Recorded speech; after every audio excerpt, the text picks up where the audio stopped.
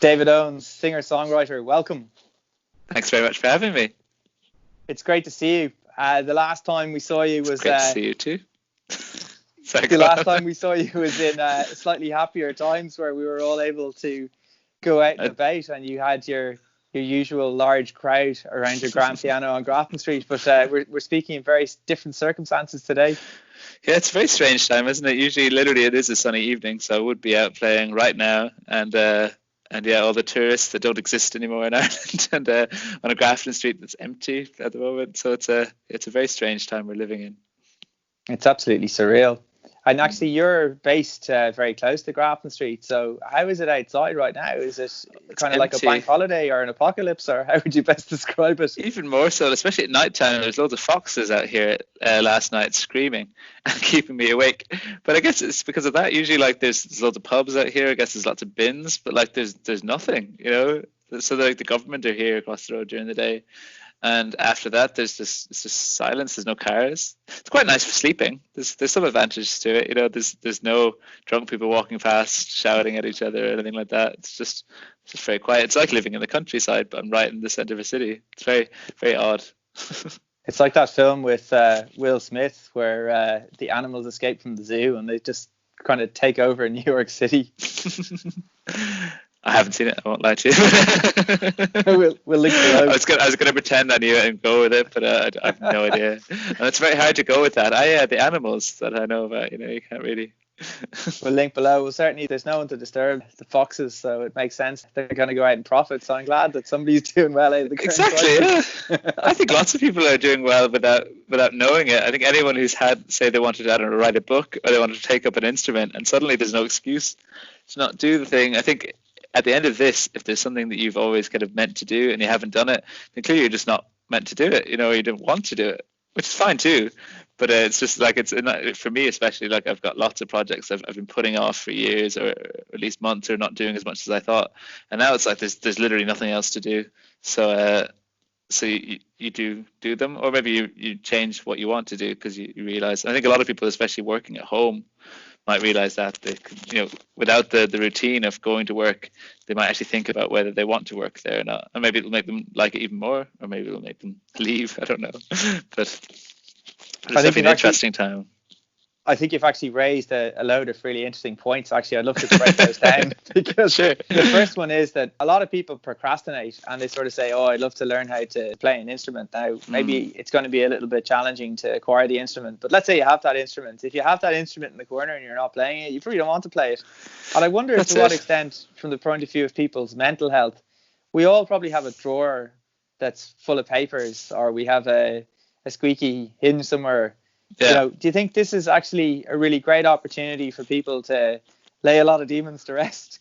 Exactly. I think, like, I can only speak for myself, but like our house is so clean and it's never been this clean. Like I've lived here for 2 years, and when we moved in, it wasn't super clean. It's far cleaner than it's ever been, and it's all organized and everything's perfect now. You know, I don't know if we'll keep it like that when it ends, but you know, stuff like that. Like I've always kind of wanted to have it cleaner, but like there's always things that I wanted to do more. Like, you know, there's always a different priorities. It's never been like, oh, I have 2 hours. I'd love to clean the kitchen. That sounds great, you know. Whereas now there's 2 hours extra or 4 hours extra. So you're like, might as well do that kitchen, you know. So it's great in that sense, you know. And also for people that may have been commuting to the office, like straight away they, you know, get an extra hour, 2 hours a day potentially, or an hour. And I wonder, is that what some people are struggling with? Just the idea of being kind of still or alone a lot more than you usually would be. Now, I guess if you have kids, it's probably the opposite. You actually have to work. No time. Yeah, but I don't know. Just I'm seeing a lot of people saying stuff like, "Oh, I'm so lonely," or "I'm so like restless," or whatever. And it's like, because I spend most of my life alone. Like I haven't noticed any daily changes really with this at all. Very few changes, other than I'm not busking, and I haven't seen my girlfriend in a few weeks. But like apart from that, like very little. Like I still hang out with people just as much, just on Zoom or online now. So, and I don't feel like I don't miss stuff that much yet. Maybe that'll change in a month or however long this goes on for. But yeah, I found it a very positive experience, to be honest. That's awesome. It's funny, I saw somebody post the other day that they used to think that they were introverted, and now they realize that they're not so sure. That's it, yeah. But it I've is always known on I'm introverted, so it's fine. you're all right. You do make a more serious point though, and that is that different people react in different ways, and for some people this could be a huge struggle, perhaps under the surface as well, if things weren't 100%. And obviously some people are very much going to be struggling on the financial side, and people get sick. So I guess it's important to be aware, and it can be difficult to stay home and do nothing because we feel like, oh, maybe, we can be doing more. But if we make videos or we make music, maybe it's more challenging. Maybe we're just better off just washing the hands and stopping the spread of infection, and that's our part to play. Exactly, yeah. And it's the whole, do you ever read Shantaram? It's a thing in that it's like if you want to decide on a moral or on like a law, whether it's accurate or not, a good like test is say if it was, I don't know, stealing a chocolate bar from a shop. You'd say, oh, why is that bad? This shop is huge and they're not going to notice, and they've literally accounted for a certain amount of chocolate bars being stolen. But if everyone did it, it wouldn't work. Everyone, whereas something like killing someone's much easier to see, because even if one person does that, it's bad. Whereas it's good for seeing grey areas. And it's like this, like obviously not much would change if I went outside and took a few extra walks a day, or I don't know, went to hang out. I only have about 4 friends nearby here that I would see anyway. So like I could say that seeing those 4 friends is very, very little difference, and it's unlikely that any more infection will occur. But if everyone did that, then we'd have huge problems like Italy. So I think it's good to, your best thing for doing your part is just nothing, isn't it? Absolutely. I think unless you're a medic or a doctor, then you should probably go work. No, but absolutely. I think you made a very good point, and especially if anyone's watching in the next couple of days, it's going to be pretty critical that you avoid that temptation to go to the beach, because the weather is sunny. Nice. It was so nice today. Yeah. And everyone's kind of off work or unemployed now, so it's like everyone will have the time to do it, and let's hope they don't do it. It's just to clarify, it's a national emergency. It's not a national paid vacation. I go out for a second walk sometime. That's the only bad boy thing I've been doing. Fair, you're creative, and creatives are always going to try and push the envelope. So back to your music. Tell us a little bit about how you got into music in the first place, because it's really been a lifelong thing for you, but not lifelong professionally. No, I've been playing piano my whole life since I was 4, and started playing guitar and writing songs at maybe 16. And it was just an insecurity, really. I always wanted to be a professional musician, but like I was nowhere near, or at least I thought I was nowhere near good enough. And I suppose I didn't have much of like I don't want to say support structure, because it's not no one's fault, you know what I mean? Like some people just have that confidence, like I'm going to do it whether they're good enough or not, and then they probably just end up good enough. I just didn't have that in me naturally. So I went off to college, and I loved university. I studied maths, and I did quite well in it, and I got a job at the end. And but even when I was working there, I kind of knew I wanted to give it a shot, go traveling. And it wasn't necessarily music. I was also big into juggling back then. No way. And so I thought, like, I could make money on the street by being a juggler. I thought that that's a good way to make money to keep traveling. So I was with a friend. You could have done the little things if you're good at maths as well. The rob people's money, yeah. And, that's the third backup plan, crime. Awesome.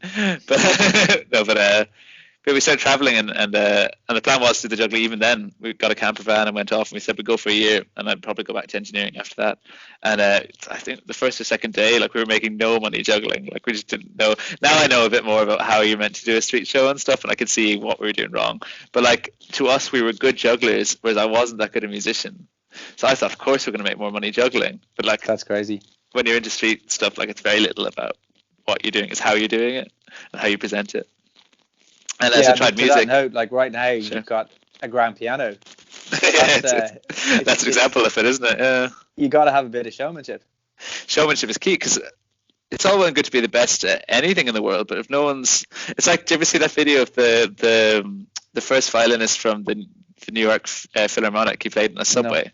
Before that show. Exactly. Yeah. And no one stopped. And it's funny watching this as a professional street musician, because I know exactly why no one stopped. Like, he wasn't a good street musician. And like, the point is, they were trying to make is like, oh, you should stop and watch things. And it's like, it's the wrong point. Yeah. The point is that if you want to stop someone doing something else, you have to actually stop them, like by being something to take their eye, or ears or whatever it is. But like, someone, for all I know, someone could be training a tiger outside my window right now, Yeah. And like, Absolutely. unless they catch my attention, it's irrelevant. So it didn't matter how good he was because no one was listening. And like, yeah, it's that backwards point. It's like people thought, oh yeah, people you should pay more attention. But like, no one's paying attention. Like, why would you? You can't pay attention to everything. Even when, I don't know, you're walking in a forest and a lovely flower catches your eye. It's because it was beautiful and it was because it stood out. There could be loads of lovely flowers behind that other tree there. Yeah. But you're not going to bother looking. Why would you? It's true. So actually, you touched on a couple of very interesting points there too, because if we look back at David Bowie, apparently when he was eating his breakfast, before he was famous, he ate his breakfast like a rock star. And I can say anecdotally on a personal experience that I knew John and Edward, aka Jedward, through running circles. And the thing that struck me most about those guys was their determination and their support for each other. Wow. And this kind of Planet Jedward thing that they developed was something that it was always in them, that they had their own ecosystem. And going back to the support thing, that they supported each other so much that was really helpful for them. And even though they didn't win, whatever, I don't even remember the name of the show. X Factor or something. Was it? Like, that's the crazy thing. I don't even remember, and they didn't win it. But they arguably became very successful in their own right. They're a household name. Yeah, and absolutely, they had that showmanship, the kind of glittery jackets and the high tops and the hair, and Did David Bowie pay people as well to come to his first show? Shows. He inherited some money and he hired like a limousine, and he made sure every show was sold out. So he'd pay.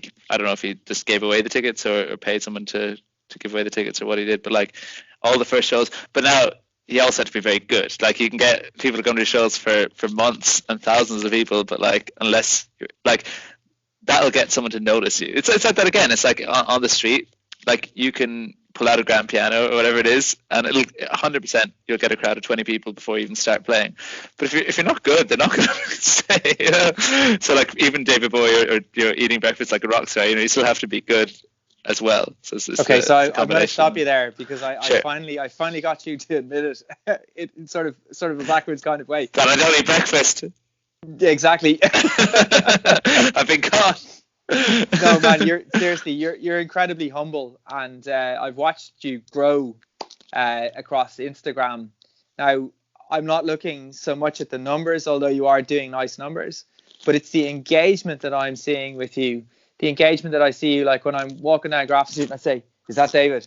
And I always know there's going to be a crowd and that there will be people taking a photo or posting a video. And, there is something about you that in my mind, you have that star quality. You also got an incredible voice and you're an incredible songwriter. So you've really got something going on. So I think, one of the biggest lessons that I've learned in life is sometimes you just got to back yourself. And, so as a question, to what extent are we responsible for holding ourselves back or for pushing ourselves forward? I think for your question, I think it's 100% up to us. It's all limiting beliefs, or it's all up to us. Even if, you get signed by a record label or you're on X Factor and stuff, it's still you that got you to that point. So no matter what, I think it's up to us. The thing I suppose, to answer the first question, how I got into it, was because I fell into it, and it's because I always wanted it. So when it was suddenly like I could make enough money to live, and like we're talking €8 a day, it wasn't big money back then. To get in a camping space. Literally, like I was living in a camper van that I owned, so I needed a bit of fuel to get to the next city every like week or two, like not even that much, maybe 20 or 30 euro for fuel every week or two. And then we'd live on pasta, a few beers from the shop, but like we were going on beaches drinking these beers. We didn't want to go to bars or anything, so like I don't know, €8 each, €10 each was plenty per day. But like we'd have a stock of pasta and sauce and stuff. That'd be like €1 or €2. Literally, I'd say we'd spend €4 or €5 on beer a day. But like that was, a 6-pack of beer in France was €4 or €5. And beer blonde. Yeah, exactly. Or some wine. We'd get a box of wine between us, and like we're drunk every night, partying every night, but for like €8 or €10. And so we were fully happy. And then by the end of that kind of experience, that went on for 4 or 5 months. And then after that, I was like, oh, I'd already like got a lot better at it. And just only one day, I think it was the day before my birthday, and I wanted to take a day off and celebrate my birthday, but I got obsessed that I wasn't going to spend any of my savings. I was going to live off street music straight away. But I wanted to like have a day off for my birthday. So I was like, if I can make, double or triple by just working super hard, then I could take a day off. So I think I must have played, like, this is acoustic, no amplifier, just a guitar and shouting on the side of the street, you know. I think I played like 5 hours or 6 hours that day. I wrecked my voice, would never do that now, that's unhealthy. But I made €100 or €110 in a day. And I was like, oh, like, if you take away tax, like, that was what I was taking home at the time, you know. And I was like, but I just did this playing music, you know. And now logically you couldn't do 6 hours playing a day, but I was like, I was working for 8 hours a day, you know. Yeah. And this is way better. So I was like, I knew that wasn't practical every day, but I was like, this may be something I can work towards. You know, I was making more and more each week. So I was like, can I get to the point in a year or two that I'm making the same wage as an engineer? And so then I started working on that, and, you know, different things. So did you continue to run engineering to have your normal job in parallel? No, it all ended. Right. Like, I never went back. So you just burnt that out? Yeah, and I'm burnt. I mean, I'm still good friends with some of the people from it. But no, sorry, that's now a bad analogy. But my point is that, like, you cut your lifeline to the point whereby you are completely reliant on the music, but but that's a retrospect. That you couldn't go back. You could get them to throw you another one if you had to. Yeah, I suppose it was time. Yeah, so, like, you know, the first 6 months, it was probably assumed in Cisco that I would come back, you know, and then for probably the end of a year, it was probably like, oh, I could come back if I wanted to. 2 years, maybe not. After this time, certainly not. You need to go to a master's or something. I'm totally out of touch, you know. But so it wasn't like I set it. But I did set. What did I set? I set some goal. Oh yeah, I decided, like, it was like a degree. Like, if you switch and do a different degree, a 4-year course in something, then, you know, at the end of that, that's how long it takes to switch a career if it's a totally different thing. So I was like, I'm going to give myself 4 years, and if I'm not making the same as an engineer would starting off at that point, then I have to go back. But I was by then, so it's fine. And yeah, you're obviously doing okay, because you're able to live in Dublin and you're able to sustain yourself, and you've met your goal. But I'm sure you've got, you know, how do you manage now? Like, do you set yourself another goal, or you just say, I'm cruising, I'm styling? So it's a tricky one now. So, like, before I was, even after the 4 years, the next, like, milestone I set was when I turned 30, which I turned 30 nearly a year ago now. But yeah, I set the goal that, like, I had to have made it by then, by 30, or else, you know, because no one wants to be like an aging failed musician, you know? But then the problem that happened was, like, I got into, like, kind of, I don't know if the word is spirituality, but, like, into meditation and, like, into self-development and stuff like that. And my goals just totally changed in art and in music. So, like, fame wasn't even part of the roadmap, or it was just irrelevant whether I'm famous or not. So then suddenly there was no way of knowing whether I've made it or not. So what does that mean anymore? So do you think then that, like, effectively the meditation maybe shifted your way of evaluating things? Is that a fair understanding? And then that certainly, yeah, for sure, the kind of yardsticks that we typically use, 2.5 children, house, car, Jack Russell. They're all gone. Who's going to marry me? But what I guess I'm getting at is that, like, the more I've listened to kind of teachers or people I'd look up to and stuff, you know, the happiness is an everyday thing, you know. There's no point in saying I'll be happy when, I don't know, I have 1 million followers or whatever it is. It means nothing. And, you know, is it Ray Charles, I think, said, you know, he spent his whole life climbing up this mountain of, like, you know, his career, and he got to the top and there's nothing there. So he said, like, you know, if you don't like climbing, stop climbing. You know, if you're into rock climbing, you rock climbing not to get to the top of the hill. You actually enjoy the activity. So he's like, you know, the creation of art should be for art's sake, and that's not trying to be like, oh, deep and I'm better than anyone else. It's like literally for yourself. Like, you won't get any happiness out of it if you're doing it to try and make money, and you won't create good art. It won't last. So now my goal, but it's a very impossible to measure goal, is just create art. So it's not a goal in that, like, it's just something I strive to do and work towards and get my life, you know, keep my mind calm and experience different things that I can write about, maybe would be part of it. But yeah, and the knowledge that I'll never get there. I plan to create art until I die. So there's no such thing as failure, because you can only fail if you stop doing it, right? I mean, you just have this guy who was trying to become a musician or whatever it is, and then he died. At some point, it could be 80. Like, it doesn't have to happen in 10 years. And yeah, and I'm very happy day to day. So that's all that really matters. There's things I'd like to get better at, for sure. but they're day-to-day activities. There's no. It's funny, and fans will ask that a lot on Instagram and stuff. Like, and they mean it in a very nice way. They'll say like, "Oh, what's your big dream? I think you can make it." And I feel almost like awful replying to them, saying I don't have one, because it's almost like letting them down. It's like, if you reframe the conversation, I think, to be fair, it sounds like you've already reached your dream, because when I interviewed you for the first time on the top of Grafton Street, you made it very clear that your goal was to be able to play music, to be able to create, and then to be able to survive from that. Yeah. So 2 years on, you're very much committed to that same aspiration, that same mantra. So arguably, I would say you're absolutely smashing the goals. Somewhat, but I guess it's a goal that you'll never reach, because, like, for example, I still have to pay rent. Like, I'm going to be using my savings in this time that I've made from street music. So like I don't think you'll ever hit a point that you can just be like. This is a very odd. Sorry to cut across you, but that's just because this is such a mental scenario. Like, we never could have seen this coming, but maybe it's helpful for us all to assess our way of doing things, because the corollary of this is that when the government posted that list of essential workers, there's probably a lot of people that were very disappointed, because they would have felt that they were very essential and very important up until That's that a good point. Yeah. Where suddenly it's only things with health matter, Yeah, Thanks. Absolutely. And our mental health is super important. And if we're not, it sounds, well, Shakespeare said it. People could say it sounds a bit, what did they say, corny. But to know himself be true. Oh, yeah. That's good, and I think that's the goal. That's why I think goal is the wrong word, maybe, because it's just a journey, and it's like, and you'll never get there again. So like, there will always be things you can say like, oh, I have more time to create music than I did. I have better equipment than I did. I have more money than I did. But I still need to make money somehow. And maybe that'll be from a song that I've enjoyed writing. Sometimes it won't be. And even if you get to a higher level, there'll be obligations. Like the label will need you to go on tour. Maybe I don't want to go on tour that month. There's nothing that'll. So there's no point in life that'll be perfect anyway. So I think all you can do is just keep trying to work towards it, in the knowledge that you'll never get there. So I don't call it a goal, because you can't. It's not a goal if you'll never hit it, right? Absolutely. So. I think it's very interesting to really get behind your thought process, and as an independent observer, to see that you are still committed to this journey with the same passion and enthusiasm. And I think that in itself is worth calling out, and it's very commendable, because so many people jump around the place and they always want something more.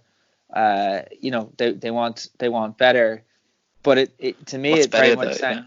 Yeah, exactly. Yeah. I think you've expressed that very well. I think anyone that's watching this video and this interview, I hope that they really take a little bit of time to think, because it's a great time. It's a very difficult time for people, as we alluded to earlier, but at the same time, it's a great opportunity as well to focus on whether it's cleaning out that drawer, or else cleaning out the old brain box, because we all carry shit around. Excuse my language. It's a great opportunity to think and how we can maybe iterate our own plan, or maybe rethink everything. Even maybe the struggles, like, obviously it's not nice for anyone having to struggle, but generally you learn from struggles. So it's the best time to grow is if this time is really hard for you, then I feel bad for you, but absolutely it's probably good overall. Like, I have friends who are struggling, but I can see why they're struggling, and they were always going to struggle with this stuff at some point. So it's just kind of bring it all to a head very quickly, and if they can get through it, fantastic. They'll come out the other side better. 100%. And the lawyers will make money, because apparently when people came out of Hubei in China, divorce rates shot through the roof. But that's mad, isn't it? I shouldn't. And pregnancy rates, right? Well, you'd imagine, yeah. Jesus, yeah. Both. Yeah. It's crazy. But going back to, I suppose, your promotion of the music, I'm just curious to know, because your Instagram has grown over the past 2 years since we first met. Is there anything that you have done, or do you think it's just a function of this organic engagement? One thing I've noticed is that it tends to come in big jumps. So like, Okay. you can grow, I don't know, 100 followers, 1,000, depending on what level you're at. So maybe if you're on 1,000 followers, you might get 10 followers a week from organic growth. You can obviously do paid ads if you want. But I found that for me, the best way to get has worked for followers is very unpredictable. But I found that certain people have shared me, but it's always at a certain time. So like on a day that I feel very much myself and I feel very good and I'm just doing it for fun, and like for example, one guy had like 1 million followers and he shared me, and Really? but like he made a video saying to follow me. So usually when kind of famous people share you, not much happens, because like, why would they? But this guy had 1 million followers. He had a big call to action. He was like, this guy's genuine. I really believe in this guy. Please go follow him. And they did, So I got like 8,000 that day. And and the nice thing is, because they're genuine and they're genuine fans of him, they became kind of fans. They weren't just click on this thing. Like they listened to it. He put a song. So it was genuine. And but like the thing to watch out for that for me is that like that day it was going really bad financially. But I didn't care. I was like, okay, it's gone so bad financially. It doesn't matter. I'm not going to play a cover. I want to play that new song that I love playing. One of my songs. It's not going to work, and it didn't work. It didn't make me any money. But that's people feel energy, and when you're really yourself and you're really like just putting out these positive vibes, stuff will happen, whatever. And I do believe in that kind of magic of the universe that way. And that's the day he did. And the same. I was in Italy playing when this kind of famous girl saw me, and the same thing. It was like, it just happened to be that like I just felt really good. I don't know what I was playing or whatever, but it was it happened to be a day that like I was just on fire myself. I have no idea how many people were watching. I think it's nothing to do with that. And that was the other day that someone was like, with a big following, was just like, yeah, well, I really believe in this person, and then shared it, and then so for me personally, I find that the more I can just be good at playing, I don't mean like technically good, like be in a good headspace and really enjoy what I do, the more people will connect with it, obviously on the street, but also for that, like if people really believe you and you're not lying and they really believe in what you're doing, they will share it. And every now and again someone will have 1 million followers that does that. And so that's probably, I know it's not easy to follow, so it's probably annoying in a talk to say that, but maybe it's you can bring it down to a more general thing of just being yourself or whatever. No, I'm reading you 100%, because I had a bizarre experience whereby I wasn't feeling great. Life isn't easy at a particular time. Like, it was a couple of things that were challenging to deal with, and I was getting through them, but I just took a drive out to the Phoenix Park. It was around December time, and I just saw this particular vision in front of me, and I decided that I needed to leverage this image by sticking my hand down into a puddle of water, and basically I just saw this shot. It's kind of difficult to describe, but the next thing was I got this message from Apple saying, we really love this photo, can we use it? So, and then they got in touch with about another photo on the foot of that. So I think the lesson I learned from that, and the lesson that I've learned from what you've just shared, is that it's so important to get out and to make stuff, and to make for the sake of making, and to let that sort of, I guess it's kind of an unbridled creativity. And no matter how hard you're feeling, I don't know how you were feeling that particular day, but the lesson that I've certainly learned is, no matter how hard you're feeling, just get out and do. And some days you'll make money and some days you won't. And some days mad things will happen to you. But if you're not out there hitting that keyboard or pressing that shutter button, it ain't going to happen, mate. Also, just mathematically, like, the more you're doing it, statistically, the chances of someone seeing you. Hashtag Malcolm Gladwell. Kind of like that's for skill, I suppose, more so, but I just mean in terms of people seeing you. Like, if you want followers and you get followers by playing on the street, play on the street more. If you want to double your followers by working twice as much in terms of hours playing, of course more people are going to follow you. Like, it's quite simple maths. That's true. But also I think it's important to not confuse following with like what it is we're doing and why we're doing it, because you see a lot of people on Instagram they get obsessed. It's the dodgy thing. When you start thinking like that, or start valuing yourself based on what following you have or what your engagement is. There's plenty of super, super, super good artists who've no following, and that's fine. And if they're fine with that, that's almost cooler to me. Whereas like that little restaurant that you'd walk by and you'd miss it. And there's some artists with millions, and like some people like the music, but I wouldn't have any. Like, there's plenty with millions and really good music. I don't mean that if you have loads of followers, you're bad. But I just don't think they correlate. They correlate a little bit in that, like, obviously if you have a certain amount of followers, the quality, like, I mean, sound production quality is going to be decent. Whereas, you know, if someone's putting up kind of blurry, I don't know, photo videos of them playing with their guitar in the room, yeah, they could be the best ever, but the chances are lower.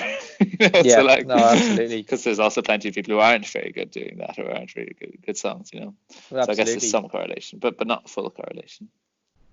Yeah, I think we have to find the balance with these things also, because at the end of the day, the reality of it is that the internet can facilitate us to get our name out there if that's what we want. And it's about how we recognize that, you know, somebody might seem to be doing better, but there could be stuff going on behind the scenes. So, you know, we just gotta keep going. Don't take it too seriously. Level, yeah, exactly. Yeah, like, I have friends with tons of followers, but they run a lot of ads, and you have to, like, to get that many, unless you're very lucky. And now they're very smart about it, and they treat it as a business, and they make money from it too. So then they put say 60 or 70% back into ads, but you know, the growth isn't really organic over a certain level. Like, this actually, on a slight tangent, but because you've mentioned it, you've got a friend, and I think he's an Australian guy, and he's been posting these incredible pictures. So Simeon, yeah, that's who I was drunk with on Zoom a few nights ago. No way, that's hilarious. But to see kind of see the content game as such as part of his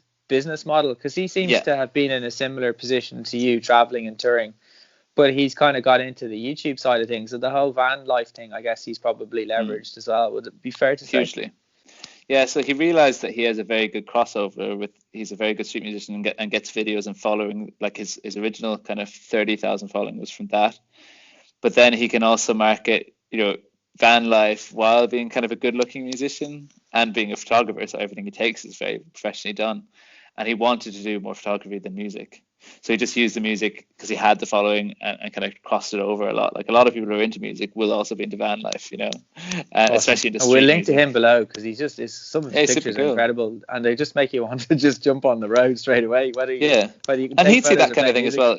He'll advertise, he'll put ads on his photos, because he knows that, like, a lot of his income comes from tourist boards. So he'll message the tourist board and ask them, can he shoot for them, or they'll message him or whatever, and that's when you get paid like half decent money. Okay. But like, so then every photo, when a potential tourist board or whoever it is, and any business who's going to pay you to take photos for them, they're going to check your Instagram. Oh yeah. So, you know, so it's worth putting, say I have no idea what the figures he gets paid now, so I'm just making these up, but say you get €1,000 for a day. I don't know if that's good or bad. It could be. But we should talk to him about that, actually, because it'd be very interesting to ask him, how does he set his rates? And maybe maybe it's privileged, you know, it's fair enough. Maybe he doesn't want to discuss it, but I think it is a very interesting thing to understand, because you hear sometimes these stories as some blogger, you know, getting onto a place and saying, I want to stay for free, and it's a bit of a joke. But when you got someone to his quality of photography, it's a whole different thing. It's a legitimate value transfer.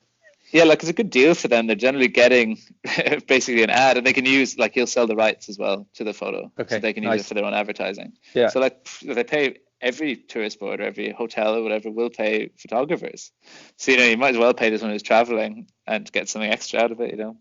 That's awesome. Yeah, he's big into the business side of it for sure. Yeah, and back to your own business end of things, that I remember buying your record and getting it home. Thanks very much. Oh, well, look, man, your music is awesome, and I just wanted to support you in some way. The only other street artist I ever bought from was from the Riptide movement, and they just blew up altogether. So there's one or two others, like there's a girl from Cork, and then there's the guys, they play kind of like really incredible, just very, very fast kind of rock music mixes. Oh, yeah, those two. They're very good, and actually there's scratch music as well that really stand out. But in terms of your value proposition, I was delighted to be able to buy a record, but when I got it home and I realized that it sounded like it had been recorded in analog, I actually had to chat to you about this one day. But to explain to people at home, I think you had a really interesting process in making those records. And then the broad question is, how did you decide to go with records, and have you any thoughts of doing tapes? And the context for that is that I met this guy one day in the Rage Music. Shout out to those guys. So the record spot, you know, on Faith Street. And there's this guy over from the US, and he said that tapes has become very popular, because especially when people are traveling and they're on the street, it's very easy to take a tape and put it in their pocket. But that question for you, how did you decide to go down the vinyl route, and what was that experience like pressing those vinyls? Yeah, so the tape thing is an interesting thing because that's why CDs still sell. Like vinyls have never sold very well for me. Like I just got them printed then. I'll go through why I printed them and stuff. But like I realized after a while, because I thought they're the same price now as CDs that I'm selling them for, even though they cost way more to print. And I thought everyone would want a vinyl. I would way prefer a vinyl than a CD of someone, even if I didn't have Especially a vinyl with a player. nice big signature across the front of it. Like it's cool, very you visceral know? experience. Yeah. But I think that's it. It's like, people are flying with Ryanair bags, small little suitcases. They don't want to bring a big vinyl home. So like CDs still sell more than vinyl. Even who is a CD player anymore? Yeah. But so the tape thing, I don't know if CDs go down. Maybe it's another option. Like we're all looking in ways and things to sell instead of CDs as CDs continue to go down year on year. I've wrote like a little book about like my journey and on how to bust. So it's kind of split in two. It's half of it is like my story and half of it is like advice on. Because I figure like I get told this all the time that lots of people will be like, oh, I have a nephew who plays music and he'd love to try street music, but it's a very strange world and it's a very like unknown world, and it's like I happen to be one of the most experienced people in it now, and so I thought maybe I could write 30-40 pages about how to do it, and I thought that might be a nice thing to take home. The idea is that like when you're buying something in the street, you want to support the artist. Usually it's not necessarily about the product, it's like selling the wine. Exactly. But if it comes with a vinyl, it sounds like it's been recorded on analog. It's just like bonus. It was mastered in analog. Was it? Okay, there you go. Yeah, but not recorded in analog now. So just to actually ask you about that specific question, it seems like you've created a very good, or you're certainly you've plugged into a very good community with other street artists, and you've kind of been supporting each other. Like you guys had a live session one night in Garage Bar, or not Garage Bar, sorry, Workman's. Exactly. I could see the building. I just couldn't think the name for a second. I had a blank out. Is that something that you've created, you've plugged into, and how important is that for all you guys? I get a lot of credit for creating the one in Dublin, but I don't think it's due at all. So like for me, I was living in Berlin for a few years before that, and there was just a community. Like I did not make the community there. And then when I came back here, I kind of assumed that it was a community, like my friends, everyone. Yeah. And then maybe, again, like I don't know if this is true, but some people say that like the kind of community, some of it came from this Christmas party we did. It brought it more together, and that was in this house, in this room actually. Nice. But like to me, we were all friends before that, so maybe it finally like made it a group. Yeah. But like rather than like just working together, maybe it was just time anyway, like would have happened regardless. I wouldn't take credit for that, but yeah, certainly over time it became more of a friendship thing, and it's great. It's a great community there. A strange thing seen now is that there's almost two groups. So like even back then there was only one underage person playing, or maybe two. There was Ali and maybe Pork had just started, and now like there's more underage buskers than there are overage. But they have their own little friend group. Like I obviously don't hang around with the 15-year-olds, but they all come in and they hang out and they go out for lunch together and stuff, and that's awesome. It's very funny. It's a good support network. Yeah, it's very good for them. But it's great. It's funny seeing the change. Even when I started, saying to my family that I'm becoming a street musician was a kind of a strange thing. It was quite like looked down upon. Are you one step away from a beggar? And now, because there's so many kids doing so well, like Ali Shiok is one of the biggest artists in Ireland now, and like so suddenly, like even the general attitude has changed to busking a lot in the last few years in a very positive way. So even though maybe not everything that's happened is good for my career in terms of like obviously it's much harder to compete with 15-year-olds as a busker, but it's quite cool that like I think the attitude in Ireland has become much more supportive of street art.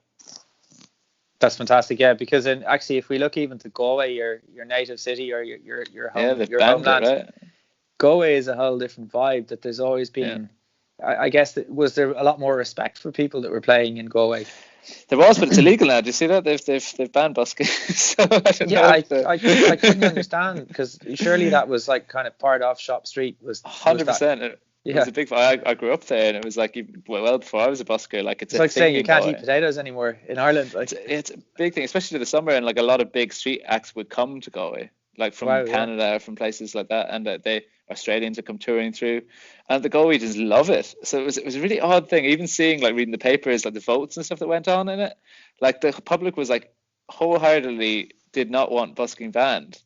Like they had like public submissions. It was something like 400 people wrote in saying not to ban the busking, and I don't know, 20 people wrote in saying to ban it, and yet they still voted in. It was really odd. Not to be like not conspiracy theorist or anything, but the businesses kind of rule, and it's like. Right. But I think it's quite naive of the businesses, because it's all I'm going to say. It's annoying when a busker is playing outside your window, but when you think that like tourism is a big part of why people are at your window, like there's plenty of jewelry shops in the world.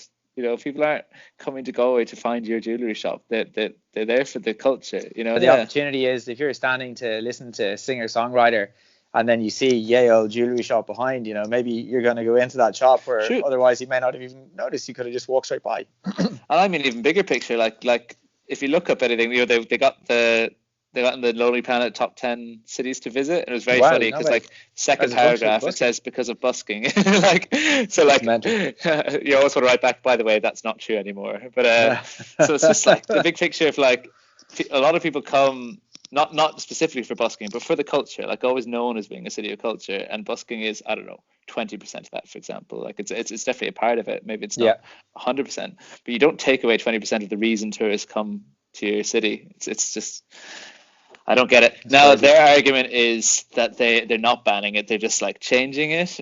For that, as a busker, like they didn't consult anyone. They didn't consult even the Dublin council. Like I'm the representative for Dublin to the council. No way.